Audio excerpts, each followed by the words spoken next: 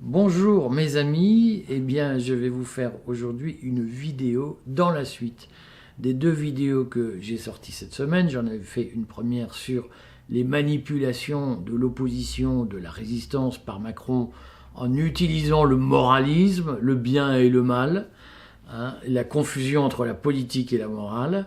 Et j'ai sorti une vidéo de Noam Anwar qui explique comment les renseignements généraux ont travaillé pour contrer, si j'ose dire, les opérations de salafistes dans les années 2010. Et je vous conseille vraiment de regarder cette interview que je crois très importante parce que nous avons un témoignage de l'intérieur de quelqu'un qui dit nous on a retourné des leaders, on a infiltré des groupes ou Telegram, on a fabriqué de faux opposants pour attirer à nous tous ceux qui voulaient faire le djihad ou tous les sympathisants du djihad dans le 9-3.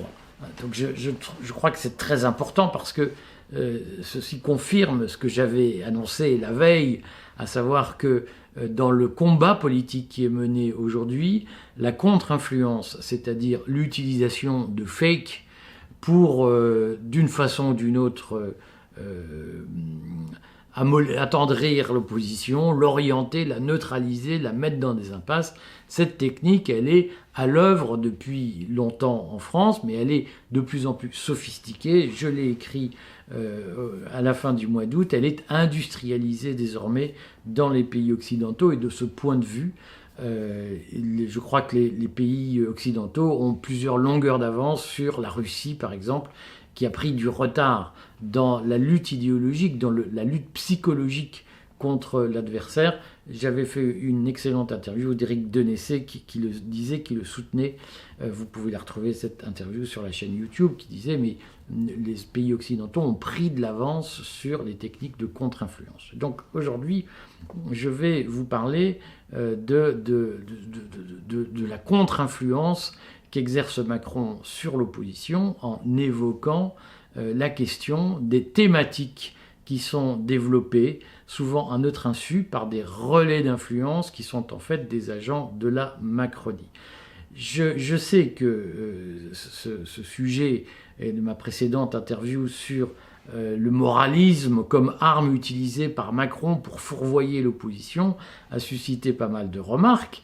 J'ai pu mesurer à cette occasion le travail qui reste à faire pour conscientiser politiquement la résistance vis-à-vis de ce qu'est la lutte que nous menons pour les libertés. J'ai bien compris qu'un certain nombre de résistants n'ont pas beaucoup de culture politique, ou sont venus à la politique un peu par désarroi à cause du pass sanitaire, à cause de la vaccination, et ne sont pas idéologiquement préparés à ce qui leur arrive. Il y a un travail d'éducation à faire. Mais ce que je voulais vous dire quand même à l'issue de cette première vidéo sur le moralisme, c'est que j'ai commencé à recevoir des pressions de gens que je salue qui m'ont dit tu devrais retirer cette vidéo parce que tu dis que tu préfères travailler avec des fripouilles plutôt qu'avec des gens vertueux. C'est pas ce que j'ai dit. Là encore, on m'a prêté des propos. Cette technique qui consiste à tirer des propos hors de leur contexte et à vous faire dire ce que vous n'avez pas dit, c'est une technique extrêmement régulière, habituelle des services de renseignement ou des services d'influence. Voilà. Donc moi, ce que je dis, et je le répète très volontiers, c'est que la politique, c'est une chose, la morale, c'en est une autre, et qu'en politique, il faut savoir gagner, atteindre ses objectifs, et qu'il vaut mieux atteindre ses objectifs avec des gens qu'on n'aime pas parce qu'on trouve qu'ils n'ont pas de valeur morale satisfaisante, plutôt qu'avec des gens très sympas, très bienveillants, des parfaits ouailles pour l'Église, mais qui, politiquement, ne feront pas l'affaire. L'objectif de la politique, c'est pas d'être quelqu'un de bien, c'est de faire prospérer un pays. Ce sont deux choses différentes, et je le redis, la grande force du macronisme est d'avoir pollué le débat politique, d'avoir neutralisé notre capacité à réagir politiquement à ces projets liberticides en nous fourvoyant dans un débat moral dans le camp du bien. Et que j'ai rencontré plein de résistants qui me disent « mais nous, ce qu'on veut, c'est des gens bien. On veut pas forcément... On est contre le pass, mais on veut pas forcément gagner la bataille contre le pass. On veut être des gens bien. On préfère rater en étant des gens bien plutôt que réussir en utilisant des méthodes politiques qu'on n'aime pas. » Et je le redis, je pense que c'est une technique qui a été utilisée, c'est la société du spectacle, où on doit être en permanence dans l'ostentation morale, montrer qu'on est quelqu'un qui répond tout à fait aux critères, à des valeurs morales, choisies d'ailleurs par la caste, et que donc il faut être quelqu'un de bien, et qu'importe l'issue politique. Ça a été la très grande force de Macron, que d'utiliser des influenceurs dans l'opposition, dans la résistance, pour fourvoyer la résistance dans cette impasse moralisatrice qui n'a rien à voir avec le combat politique. Et les pressions que j'ai reçues, les gens, je le redis, s'y reconnaîtront, m'ont bien montré que derrière l'obsession très bourgeoise d'être quelqu'un de bien, d'être quelqu'un de respectable, de présentable, il y a cette obsession pharisienne de respecter le protocole aristocratique. Derrière ça, il y a des influenceurs qui ont très bien compris que c'était une arme pour domestiquer les foules et pour empêcher toute construction politique qui serait susceptible de remettre en cause le régime actuel ou le système politique actuel. Et donc, merci à vous de vous être démasqué. J'ai pu vérifier que j'avais touché dans le mille. Donc, je voudrais, je sais que dans les gens que je crois sincères qui ont réagi à ma précédente vidéo, il y a des gens qui ont commenté en disant « Ah non, mais vous, blablabla, tout ça, c'est pas possible, monsieur. Regardez, le général de Gaulle, c'était quelqu'un de bien. » Donc regardez la vidéo que je fais sur De Gaulle et le syndicalisme, où je vais vous montrer comment De Gaulle a fait des choix de fripouille qui avaient du sens à l'époque, qui ont durablement plombé la France et qui n'avaient rien à voir avec le mythe du De Gaulle social qu'on nous présente, la participation, ignani, en réalité, le général de Gaulle, il est arrivé au pouvoir, c'était une fripouille, et il a servi la France, il a rendu de très importants services à la France, mais de Gaulle, à titre personnel, n'était pas quelqu'un de bien, c'était pas un mec bien. Et je vous en donne un exemple, mais j'en ferai d'autres si vous voulez, sur le syndicalisme, pour montrer comment de Gaulle a organisé la corruption du syndicalisme qui a durablement plombé la capacité en France à négocier des accords et à moderniser les entreprises, à améliorer la condition des travailleurs. Tout ça a été retardé en France par les choix que De Gaulle a fait dans les années 60.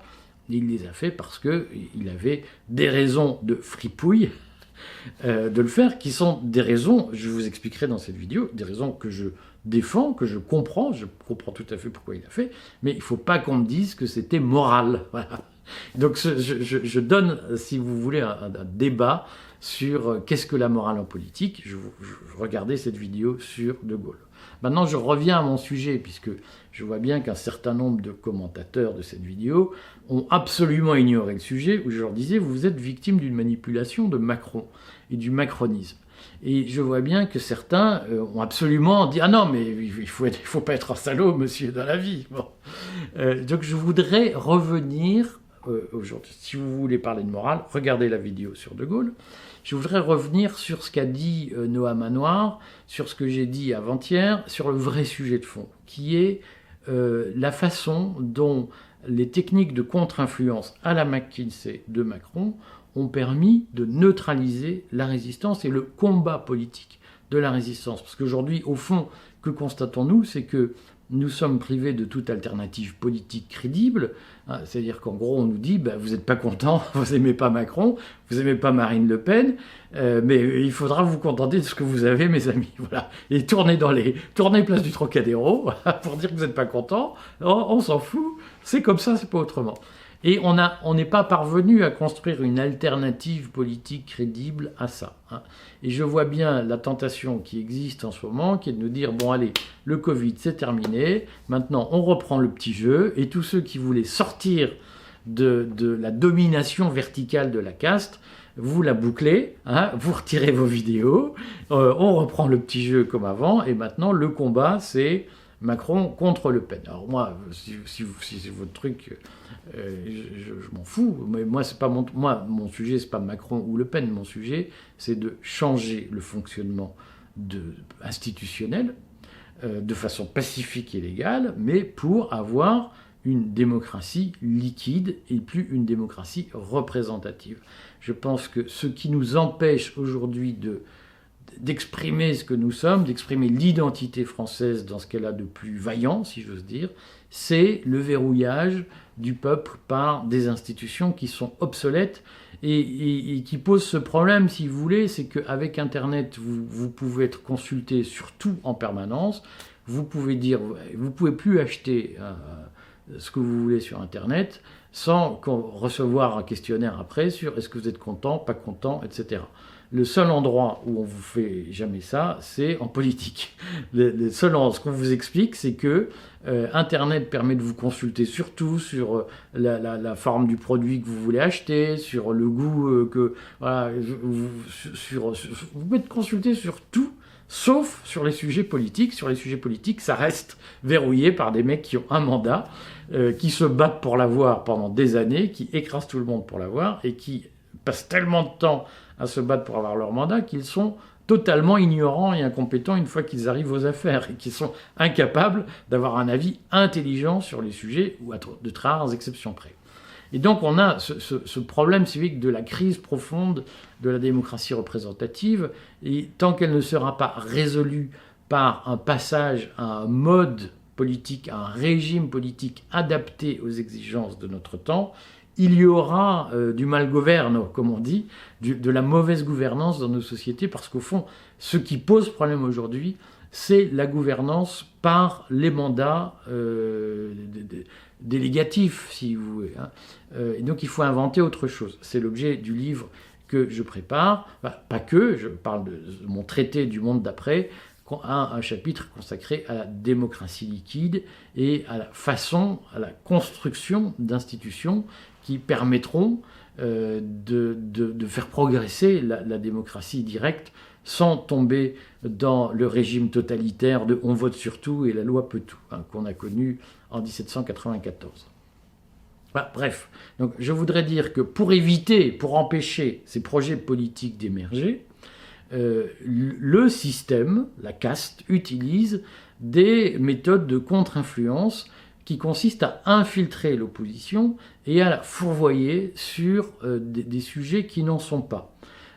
Donc, il se trouve que ceux que je vise en parlant d'infiltrer, j'ai eu l'occasion de leur dire, j'ai un pacte avec eux, nous ne nous déchirons pas publiquement, pacta sunt servanda, tant qu'ils ne m'attaquent pas, je ne les attaque pas, il n'y en a qu'un qui m'a attaqué et nous sommes en correctionnel sur ce sujet.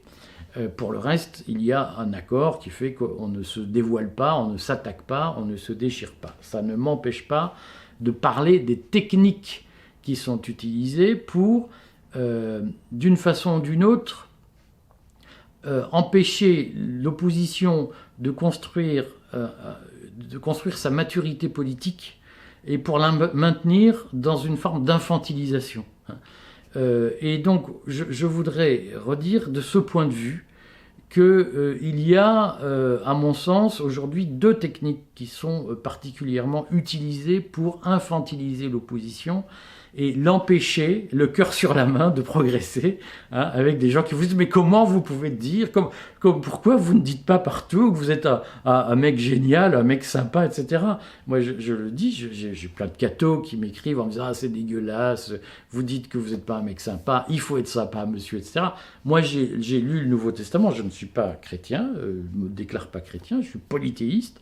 Je vous recommande l'interview d'Alain de Benoît que j'ai faite, qui me paraît exprimer, moi, ma spiritualité, mais ça ne m'empêche pas de lire le Nouveau Testament, de lire les évangiles, et de considérer que ce sont des livres qui apportent énormément de choses dans la vie quand on les applique réellement, quand on les lit, quand on les applique. Je pense que les évangiles sont une source de progrès personnel. J'ai aucune difficulté là-dessus. J'ai lu, en dessous de l'interview d'Alain de Benoît, plein de commentaires de cathos cons, je suis désolé, il y a des cons partout, chez les cathos comme chez les autres. Voilà. Et pas plus, il n'y a pas plus de cathos cons que d'athées cons, que de francs-maçons cons, que de juifs cons, mais il y en a, voilà, dans les mêmes proportions, il y a une profonde égalité dans la connerie. Donc j'ai lu des commentaires de cathos cons sous l'interview d'Alain de Benoît qui disait le polythéisme, c'est le diabolisme, c'est vous avez rien compris, seul Jésus peut nous sauver, etc. Et il y a aujourd'hui chez les catholiques, comme chez d'autres, je veux dire, ils n'en ont pas le monopole, une injonction d'être pour ou contre. Voilà. Alors, si vous êtes catho, vous rejetez tous les autres et vous considérez qu'être polythéiste, c'est débile, qu'être musulman, c'est horrible, alors les juifs, on n'en parle pas parce que c'est interdit, mais voilà, si vous êtes catho, vous êtes sommé d'être contre les autres, contre ceux qui ne sont pas cathos. C'est absurde. En tout cas, moi, polythéiste, je n'ai rien contre les cathos.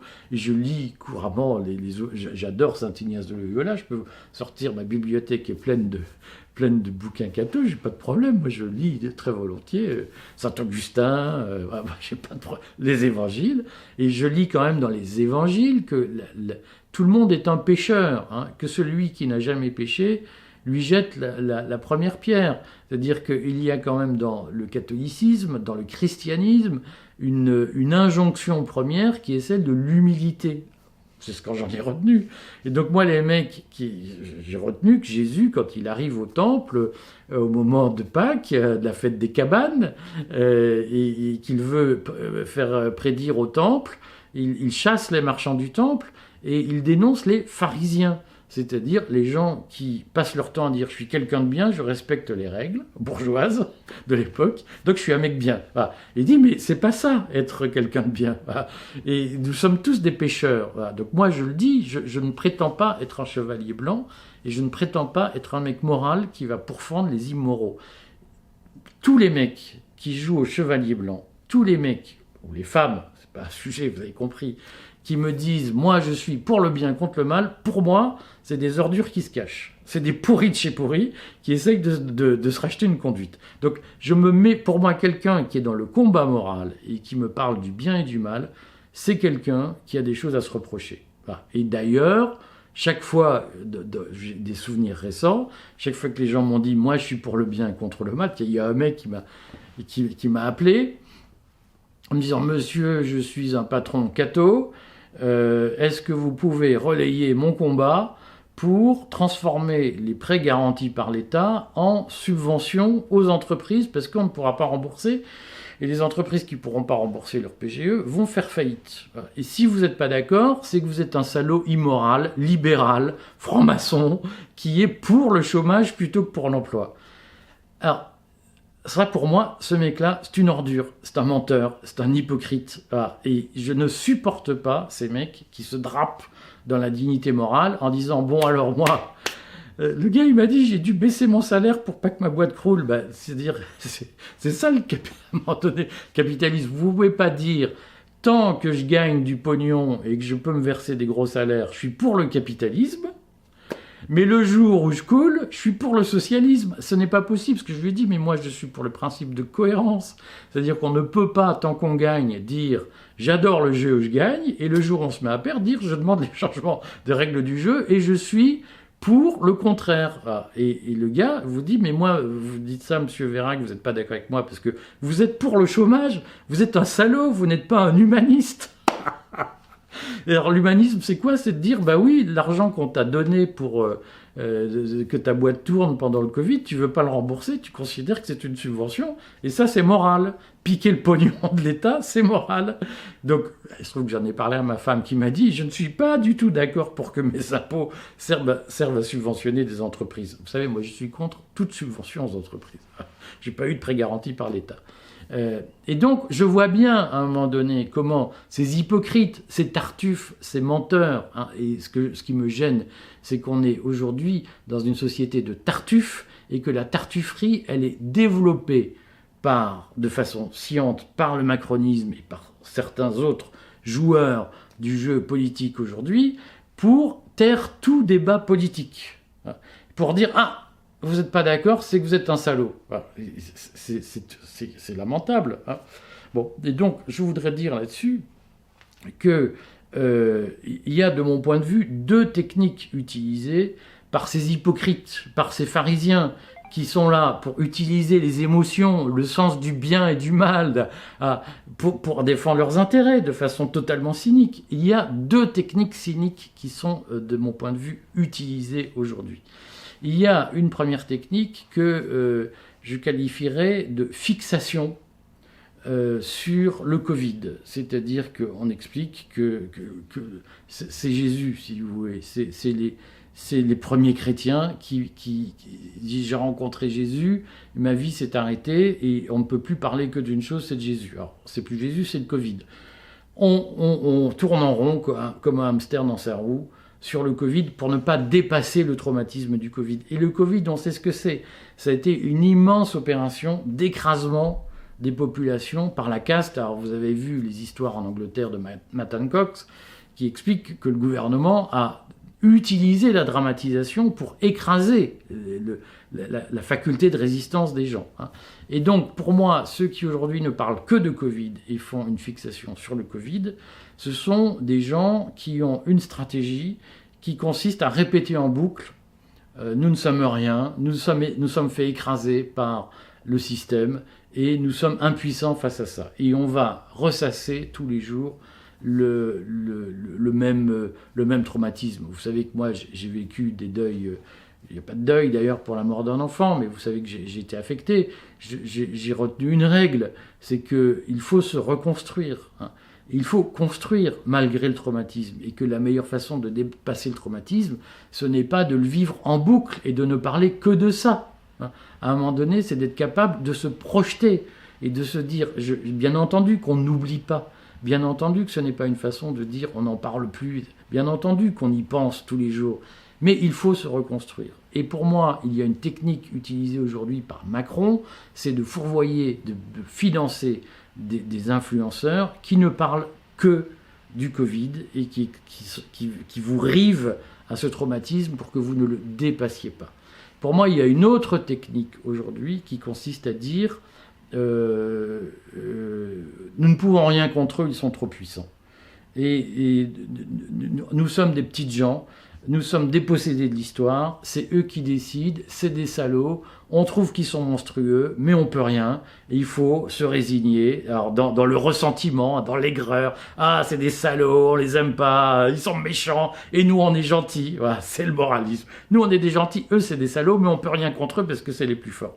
Pour moi, ce discours qui est véhiculé, c'est une façon très macroniste d'expliquer aux opposants, aux résistants, qu'ils ont tout à fait le droit d'être résistants, mais que ce sont des impuissants, voilà, et qu'ils ne gagneront pas, donc c'est pas la peine de se battre. Il faut juste ressasser. Et je crois qu'il y a une très grande force dans ce discours, c'est de dire aux gens, mais voyez, on est en démocratie, on les laisse dire que Macron est un salaud tous les jours. Ah, mais comme c'est dit, comme Macron est un salaud, mais c'est lui le patron et on ne peut rien contre lui. Vous voyez, c'est le discours des petits teigneux, là.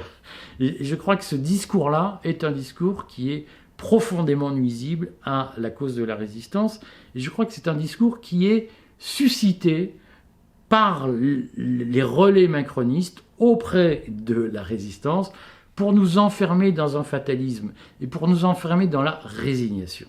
Voilà, tout ça pour vous dire, je vais continuer, je vais dans la prochaine vidéo analyser la question je vais analyser deux thématiques qui obsèdent la résistance. Je sais, vous m'envoyez plein de messages. Deux thématiques qui obsèdent la résistance, c'est le complot maçonnique. Je vais vous en parler. Parce qu'en plus, il y a plein de gens qui me disent « Avouez que vous êtes franc-maçon ». Je sens la haine chez des mecs là, qui ont été retournés dans l'amertume, dans la bile. « Avouez que vous êtes franc-maçon ». Mais je n'ai jamais caché que j'avais été franc-maçon, que je ne le suis plus, mais que j'assume pleinement mes engagements maçonniques. Et je vous expliquerai à quoi sert la résurgence de la théorie du complot maçonnique. Et je parlerai aussi du complot pédosatanique. Je veux faire une vidéo sur Satan, parce que là aussi, Satan, c'est vraiment la marionnette de Macron pour vous envoyer dans le mur. Pendant que vous parlez de Satan, vous ne faites plus de politique. Voilà.